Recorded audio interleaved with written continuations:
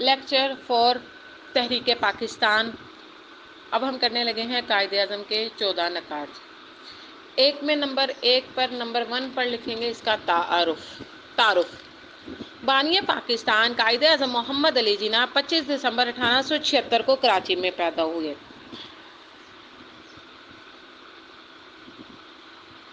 آپ اسماعیلی خواجہ گھرانے سے متعلق تھے۔ ابتدائی تعلیم کراچی سے ہی حاصل کی۔ سیاست میں مسٹر جناح کی دلچسپی اس وقت شروع ہوئی جب وہ انگلستان میں تھے۔ وہاں مشہور کانگریسی رہنماؤں سے آپ کو واسطہ پڑا۔ ٹھیک ہے۔ اس کے بعد قائد اعظم محمد علی جناح نے 1929 میں 14 نکات پیش کیے جو کہ نہرو رپورٹ 1928 میں آئی تھی اس کا جواب تھا۔ ٹھیک ہے۔ نمبر 2 میں لکھیں گے نہرو رپورٹ کا جواب 1928۔ نمبر 3 میں لکھیں گے قائد اعظم کے 14 نکات 1929۔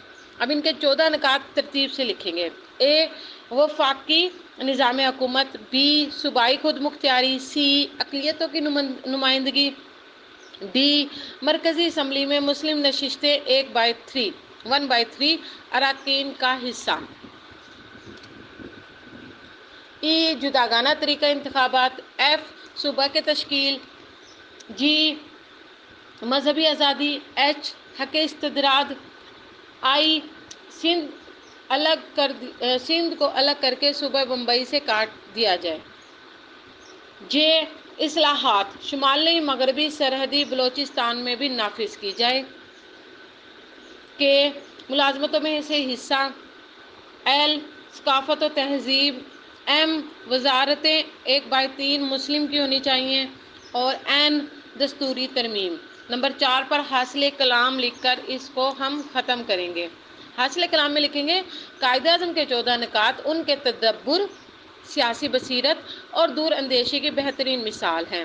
انہوں نے ان نکات کے ذریعے مسلمانوں کا مستقبل محفوظ بنا دیا۔ قائد اعظم نے اسمبلیوں اور وزارتوں میں 1/3 نمائندگی کا مطالبہ کیا اور جداگانہ انتخابات کو برقرار رکھ کر مسلمانوں کا تشخیص قائم رکھا۔ دوسری جانب انہوں نے برطانوی حکومت سے مطالبہ کیا کہ وہ مسلمانوں کے تعلیمی اور سماجی اداروں، ان کی تہذیب اور تاریخی عمارات کے تحفظ کی ضمانت فراہم کریں۔ قائد اعظم کے یہی 14 نکات 1935 کے آئین کی اساس ہے۔ یہ ختم ہو گیا۔ Thank you.